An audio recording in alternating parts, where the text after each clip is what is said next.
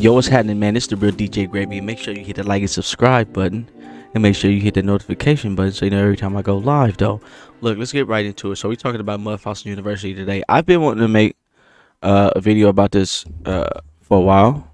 I've made like one video before, and I've studied mud fossils. When I started to watch Mudfossils University, I started studying mud fossils, and basically, we are sticking needles into megalithic structures, and we're pulling out DNA. Also, there's a lot of more astrology, anatomy. It's a lot of more stuff. Basically, this is what Earth really is. You know, what our universe really is, what's really going on. You know, a lot of stuff in here about the giants, a lot of biblical things that we break down, and we use science along with it. We merge science and spirituality. I'm not talking about spirit science today, but I can at least throw spirit science up here. There we go. Spirit science. We also talk about oh yeah, it's called Spiritverse now. 1.2 million subscribers. If you want to know about the hidden human history, yeah, we'll talk about that one day. I can't wait to talk about that with you guys. Over the last few love it. years, we have warped our own history. Our stories of the past have been changed, altered, mistranslated, and completely been misunderstood as we rounded the curve on the precession of the equinox. Modern views of our history account for many things, but completely dismiss many very important pieces in the puzzle. For example, the pyramids of Giza. There is no modern theory that accounts for how these could have been made. Individually, each block cannot be pulled even with 50 men pulling it, let alone drag it for hundreds of miles and then stack them on top of each other 450 feet in the air, in such a precise way that even modern technology can't achieve. Not to mention having it lined up precisely with both Orion's belt, a golden mean, and Fibonacci spiral, and be a primary nodal point of every sacred site on the planet. And that's just one example. Our history is not what we think. Many things that we've been led to believe to be true simply is not. This has got to be the biggest.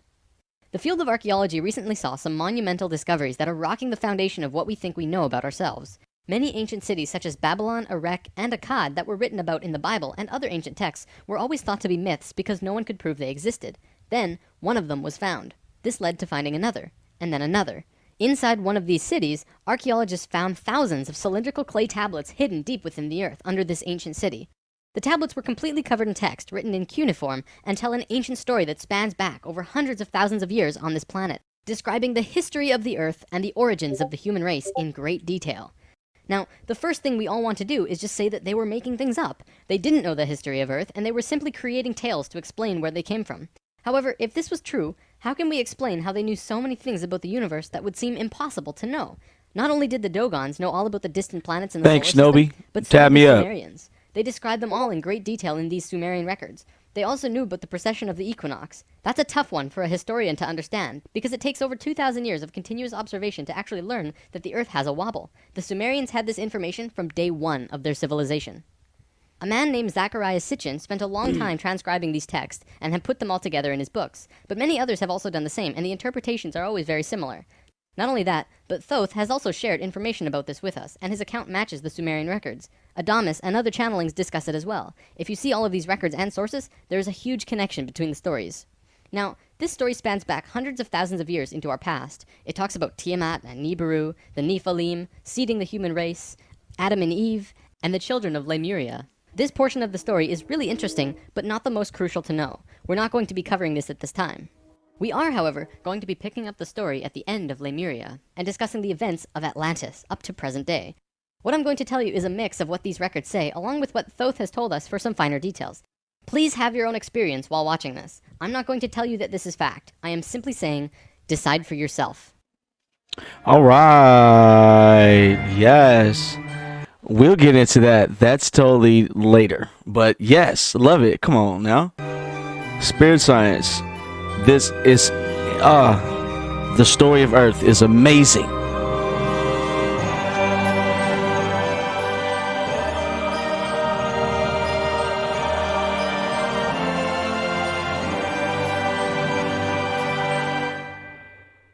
There was a time long ago when humans existed at a very high level of consciousness. We were Yes. So I'll leave that there, spirit science. So let's get back to Mudfossils University. So now that you understand where we're coming from, we are dissecting science. We are dissecting um, uh, uh, Bibles, books, texts, ancient texts, is everything. Earth is waking up. So, the question of today, the topic of today, Ms. Contreras said regarding the mysterious rounded rocks of Costa Rica. Here's one of my rocks. On the other side, it has a design like done with some type of ink. I did not do it. I believe it. Oh, I wish I could zoom in. Jesus, here we go. That's as much as I can zoom in. I guess that's some writing right here. That's cool. I can see it a lot better on my screen here than I could on my phone. Yeah, and I guess it's some right here. So I asked her. First, I posted, some. Oh snap! I didn't mean to do that. First, I posted some Mudfossil University links. Who can explain these big balls? Because these are all around the world. Is the stone ball concretion mystery solved? Collagens and keratin and mud fossils. And then she says, "It's for real. Wow." And then she sent me a video, the mysterious stone spheres of Costa Rica. I think I've seen this before. And let's check it out. Yep. See, these are around. They're not just in Costa Rica. They're also all around Africa. There's even, yeah. Hello everybody. No, they aren't a measure around 10 feet in diameter.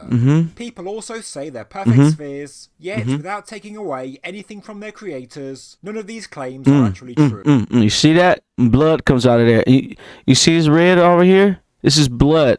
This is blood. If you know your anatomy. Let's keep going. Some of them are as small as baseballs, yet the largest known ball has a diameter of 2.15 Giants once roamed the earth, people. meters or 7 feet. Although a more recent 9-foot wide ball may have been discovered, but I'm trying to corroborate this claim. According to Samuel Lothrop, the author of the most extensive study on the Costa Rican stone their cultural associations. So, far from or even Stonehenge in England, but this does seem somewhat far-fetched in my opinion, as they would have surely all been situated on the coast. Others speculate that the balls were territorial markers, or as a way for cultural leaders to demonstrate their power, being status symbols, indicators of power and wealth. The idea is that they were used as symbols of rank. The larger and more perfect the sphere then this would certainly open a history-changing can of worms. What? I would guess they are natural inclusions. Just think. Small black stone inside a large ball that was split open. Society. What is this? I would love to know your thoughts, so please leave a comment below. Another mysterious find I should add regarding the stone spheres is something that was mentioned by researcher Hugh Newman, and that is the find of a small black stone inside a large ball that was split open. As he says, there has not been a great deal of research done on this, but I would be interested to find out what geologists think. Were these smaller stone balls dead centre? Are they natural geological inclusions in the rock? I would guess they are natural inclusions, but if not, then this would certainly open a history-changing can of worms. Today, as most of the balls have been moved from their original location and transported to new serious fine-grained joints. Look at this.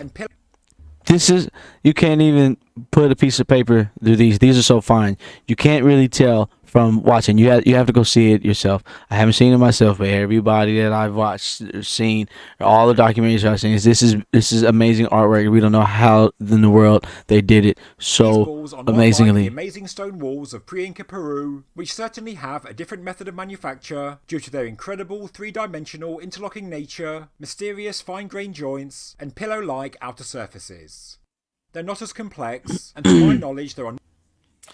So now, then she asked me a question. She said, "What do I feel about mud fossils?" And I feel very greatly. I feel let me see. Let's watch a few. Let me see. What have I watched already?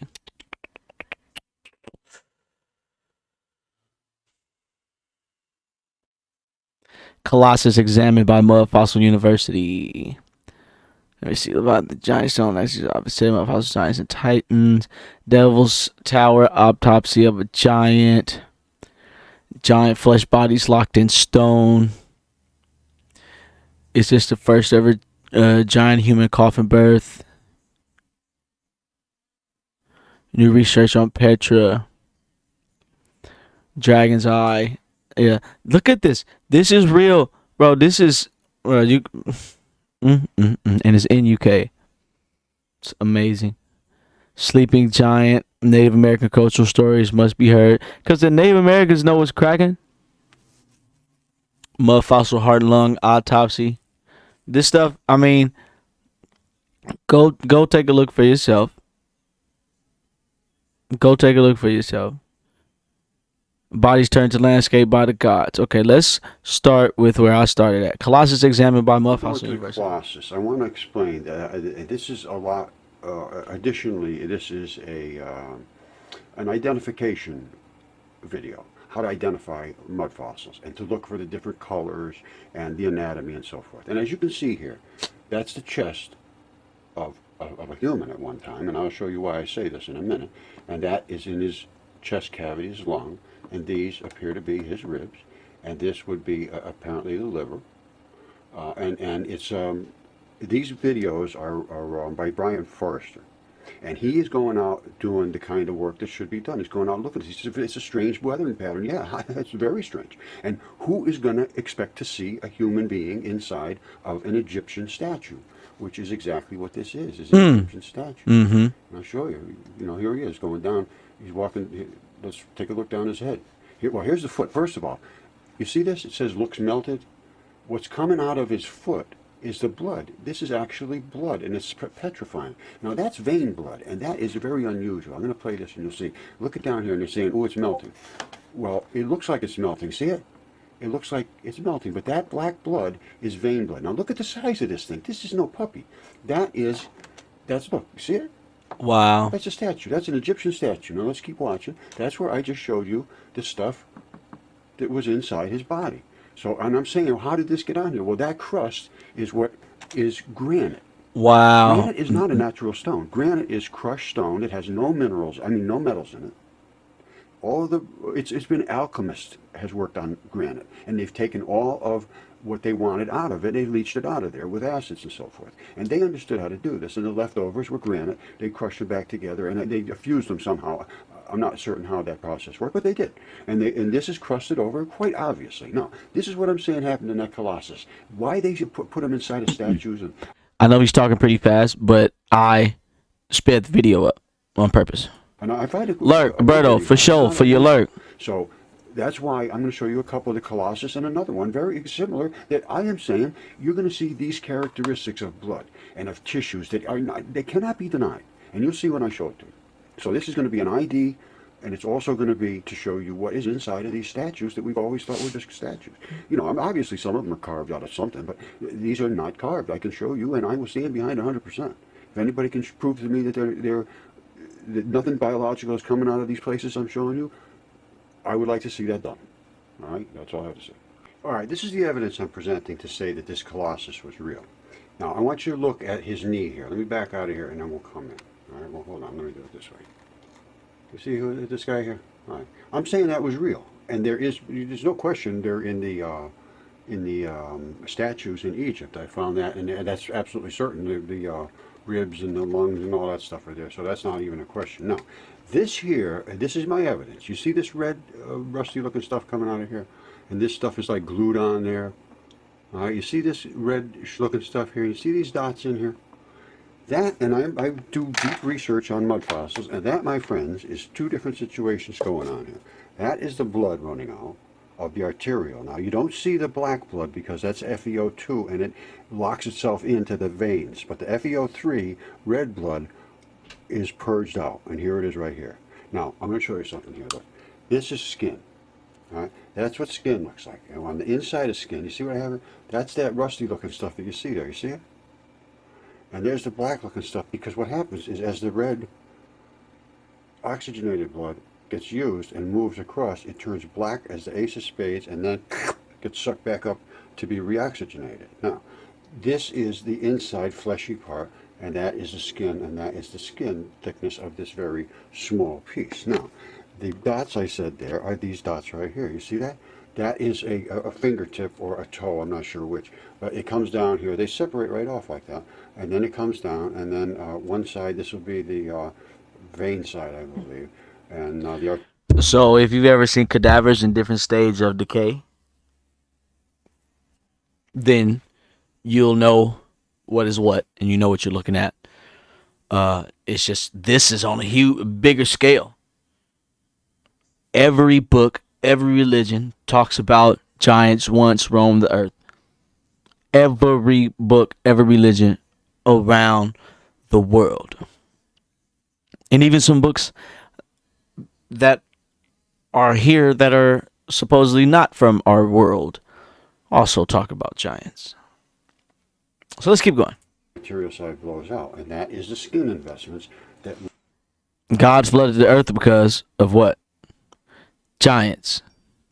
Because angels came into the daughters of man, begat the Nephilim and giants, and then they started cannibalizing the world, cutting down the giant trees, eating the humans, and eating each other.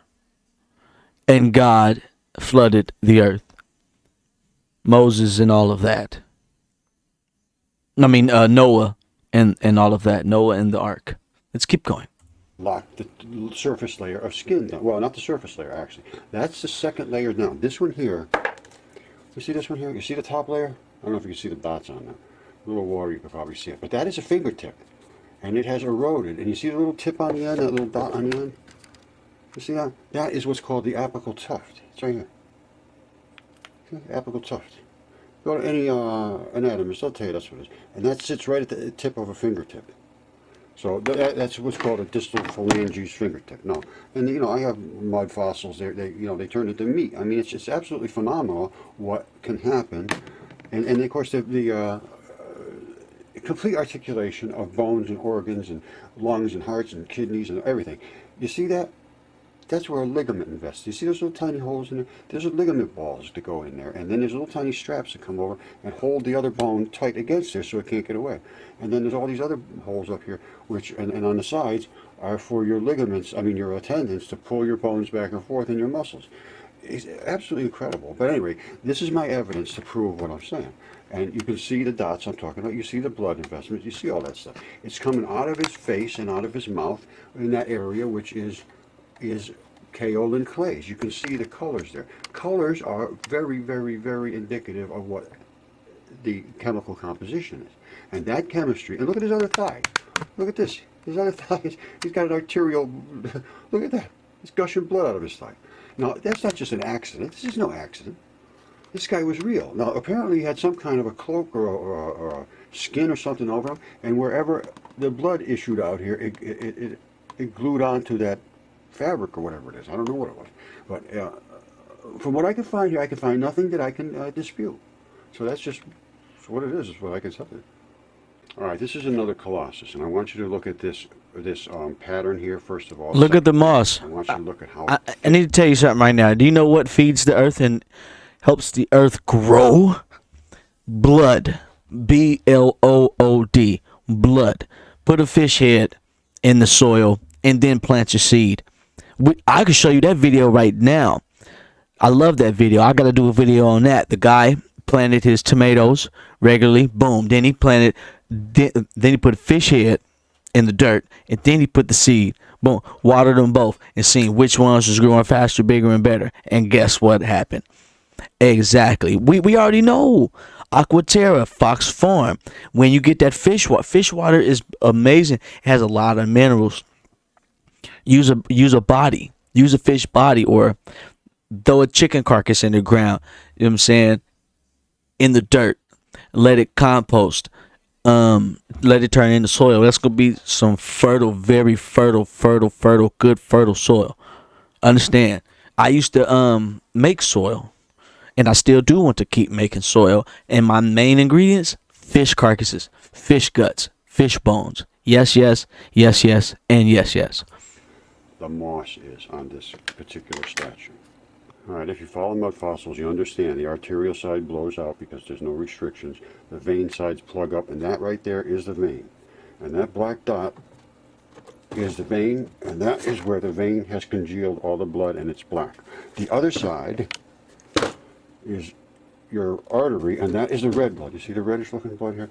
And that is your moss side. It loves red blood. Red blood it will eat all day long, forever, and it loves it. And lichen too. You see, I mean, it's just what it is.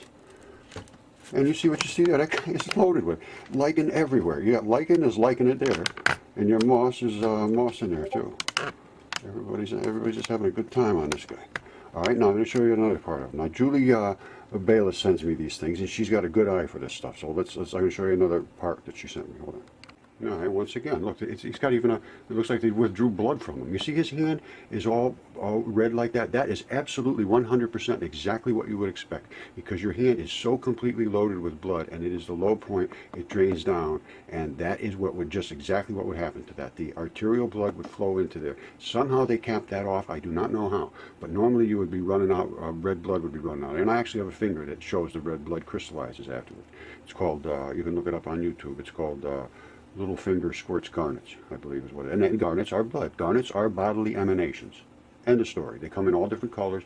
The blood red ones are the first to emerge, the reddest blood, and then they get all diluted from all different things, and metals and so forth that are in the blood. It's a transition metals, and they don't understand this, I don't think, in chemistry yet, but I'm not sure. But that red blood is leaking out of his shoulder, and this is what you would expect. And this is that thing that he's sitting on, and guess what? It's a dragon. These things here, I think, are monuments to giants to commemorate these feats. I don't know what else to say.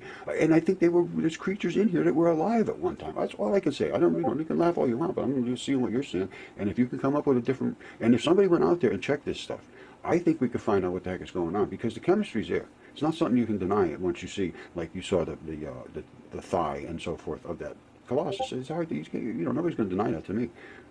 You can't deny that. You just laugh at it, but you can't deny it if you go out and examine it correctly. You see his hand, and you see the finger or the toe that I showed you before? They have blood coming in and coming back, coming in and coming back, coming in and coming back. You are flushed with blood in your hands. They are extremely dense with blood. And when they become the low point of a guy's body, it'll just squirt right out of these holes. But the vein side will not squirt. The vein side clamps off. They have little valves inside here that say, oh, you can't go backwards, you've already been used.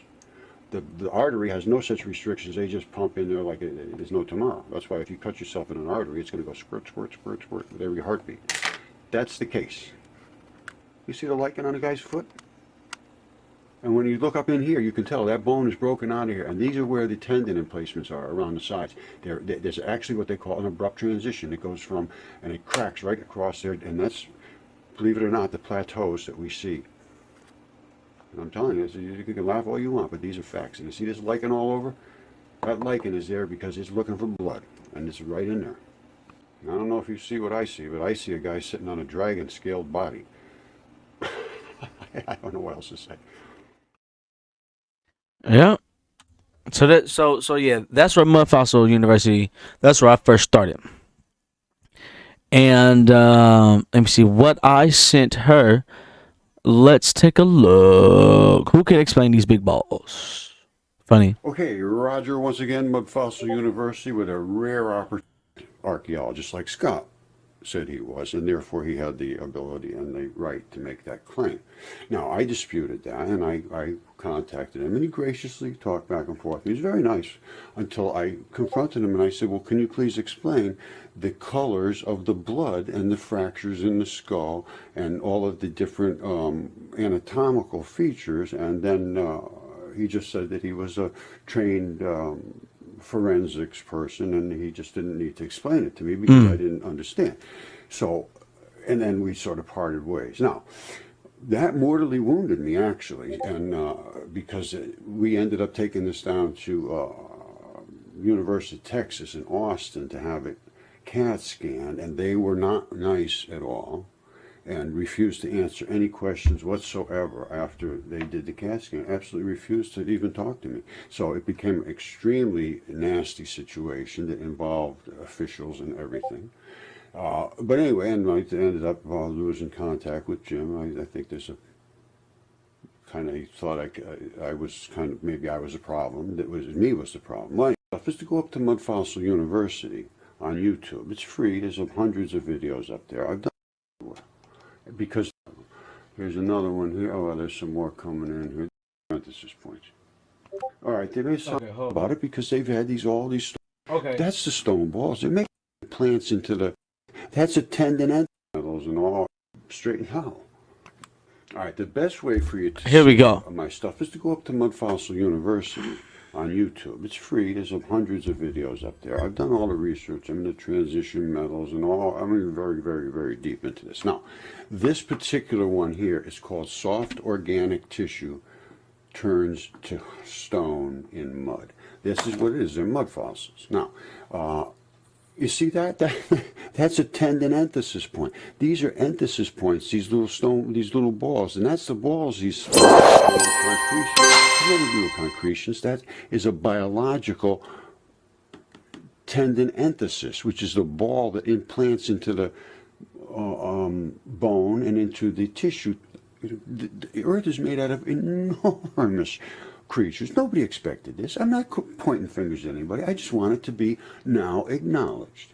That's the stone balls. They're making up all these silly stories for trying to not, because they're afraid to say this. They're afraid to say this. I know a lot of them know this, and they won't talk about it because they've had all these stories made up, and now they're going to feel foolish or embarrassed. I don't know what they think, but it's not right.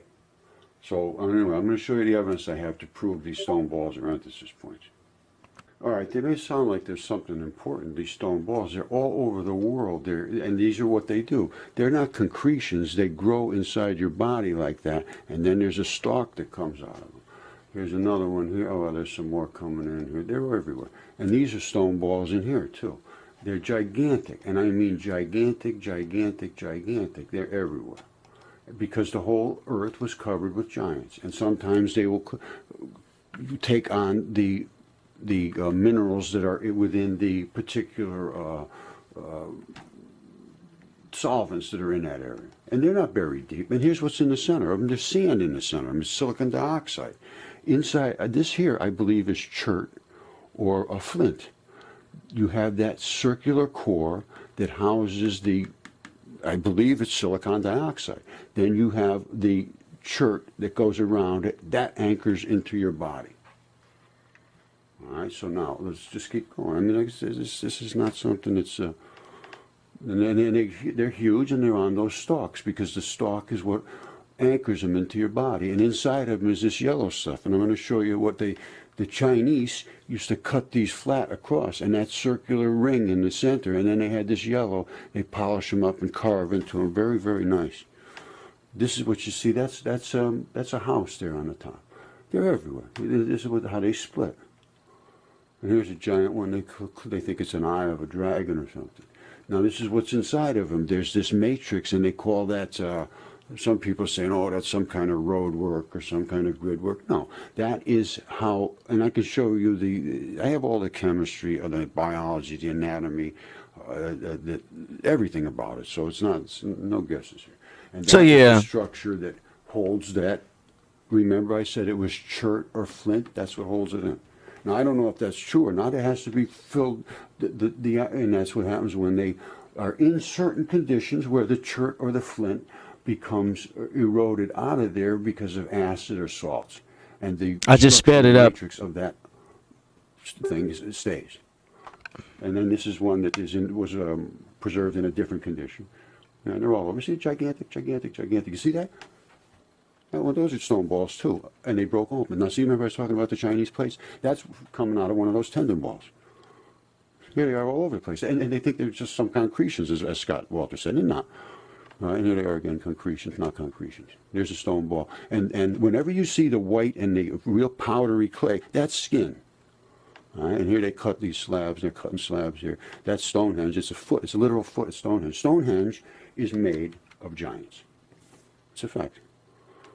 All right, and there's a quarry, and that's a stone ball right there too. You see that? That's a stone ball. Now, the stuff that's falling out there, I believe, is sand. And if you could see, I'm showing them quick so I can scroll through this. But there's stone balls running all the way down there, the gigantic ones. That was a quarry they did some. So this is, I'm not guessing here. This is serious, and this is what the Earth was made of, was giant creatures. Every story in history was written that said that. So just because it's going to scare somebody, or because it's going to make you look silly, and then people are going to laugh at you, you're just going to go on and say, oh, this is this and this is that, because otherwise you're going to get laughed at. No, I don't do that. I never have, I never will. So I think people have to turn their head around and say, okay, I made a mistake. Let's look at what you got. But little emphasis points, I don't know, it's not, oh, here it is, right here. All right, hold on. This is what you're looking at. Yeah, but yeah, if you want to go into it more, go for fish shiggity lurk, big lurk, Kevo. You know what I'm saying? So yeah, go to Mudfossils University. Of course, I'm gonna put the link up here, but go check out Mudfossils University. It's a lot of stuff in there, and you know, see if you can form your own. You know, see, you know, just see what you can agree with, see what you can't. You know, I know it's gonna be a lot of different people that's gonna watch this, so you know, compare it to your religions and your spiritualities, compare it to your books or your own history, and see what's happening. Shoot, there was just a giant a few years ago that was captured. No, I'm sorry, it was killed, but the United States brought it back. I could find that official paperwork here somewhere, but I'm about to end this video because it's already heck long. But yeah, over, not in Afghanistan, it was like in the mountains of like was it up in Yemen or over there in Tibet? I forget. Somewhere over there during the Afghanistan war.